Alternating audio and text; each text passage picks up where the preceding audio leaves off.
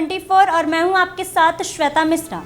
10वीं और 12वीं के बच्चों के लिए खुशखबरी है। दरअसल 10वीं और 12वीं का एग्ज़ाम अब 2 बार होगा और जिस एग्ज़ाम में आपका ज़्यादा नंबर आएगा उसे ही काउंट किया जाएगा।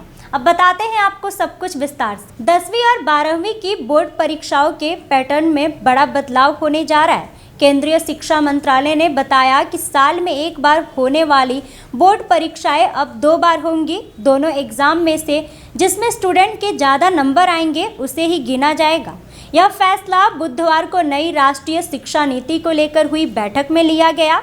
केंद्रीय शिक्षा मंत्री धर्मेंद्र प्रधान के मुताबिक नई राष्ट्रीय शिक्षा नीति 2020 के तहत बोर्ड परीक्षाओं का नया ढांचा तैयार हो गया है। 2024 के शिक्षा सत्र में किताबें भी इसी के हिसाब से तैयार होगी। इस नए पैटर्न का मकसद है कि बच्चों का फोकस विषयों पर बना रहे। माना जा रहा है कि जल्द राज्यों के बोर्ड इस बारे में निर्देश जारी कर सकते हैं। फिलहाल नई शिक्षा नीति में 2 बार बोर्ड परीक्षाएं कराने की सिफारिश जोड़कर केंद्र को भेज दी गई है। उधर तमिलनाडु और केरल की सरकारों ने पहले ही नई राष्ट्रीय नीति को लागू करने से मना कर दिया है। कर्नाटक भी उधर तमिलनाडु और केरल की सरकारों ने पहले ही नई राष्ट्रीय नीति को लागू करने से मना कर दिया है। कर्नाटक भी इसी दिशा में आगे बढ़ रहा है। अब 11वीं और 12वीं के स्टूडेंट को 2 भाषाएं पढ़नी होगी। इनमें से एक भारतीय भाषा होनी चाहिए। हालांकि स्टूडेंट को सब्जेक्ट चुनने की छूट होगी। उन पर चुनी गई स्ट्रीम के आधार पर कोई प्रतिबंध नहीं होगा। शिक्षा मंत्रालय ने बताया कि एकेडमिक सेशन 2024 के लिए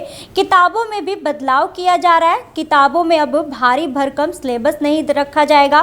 किताबों की कीमतें भी कम की जाएगी। नया सिलेबस न्यू एजुकेशन पॉलिसी 2020 को ध्यान में रखकर तैयार किया जाएगा। स्कूल बोर्ड कोर्स पूरा होने पर ऑन डिमांड एग्जाम कराने की मांग कर सकेंगे। इन बदलाव के पीछे का उद्देश्य स्टूडेंट को महीनों तक बोर्ड परीक्षाओं की तैयारी करने के मुकाबले उनकी समझ और उपलब्धि का आकलन करना है। 2 बार बोर्ड परीक्षाओं को लेकर कुछ तर्क भी दिए गए हैं। इसके मुताबिक इससे बच्चे अपनी तैयारियों का मूल्यांकन खुद कर सकेंगे। उन्हें एक ही सब्जेक्ट या उसमें जुड़े तथ्यों को साल भर याद रखने की जरूरत नहीं पड़ेगी। इसलिए नई किताबें भी तैयार कराई जा रही हैं। इससे महीनों तक कोचिंग लेने या याद रखने के बजाय समझ और योग्यता का मूल्यांकन करने की दक्षता बढ़ेगी। विषयों की गहरी समझ और उसका व्यवहारिक कौशल सशक्त होगा। बच्चों को आर्ट, साइंस या कॉमर्स के अलावा नए विषय चुनने का मौका मिलेगा। नए विषय भविष्य की जरूरतों के अनुसार होंगे।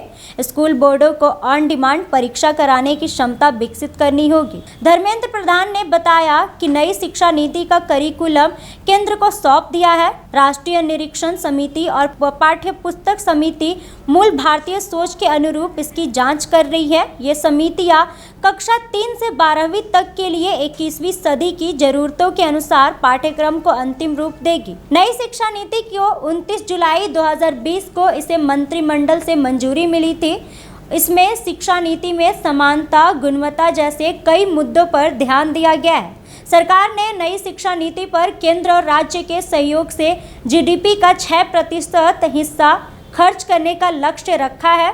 न्यू एजुकेशन पॉलिसी आने से पहले 34 साल पहले यानी 1986 में शिक्षा नीति बनाई गई थी। 2020 के पहले तक उसमें ही बदलाव किए जा रहे थे। जैसा कि ये शिक्षा नीति आने से बच्चों को काफ़ी आराम मिलेगा। उन्हें उतने सारे सिलेबसों का बोझ नहीं उठाना पड़ेगा।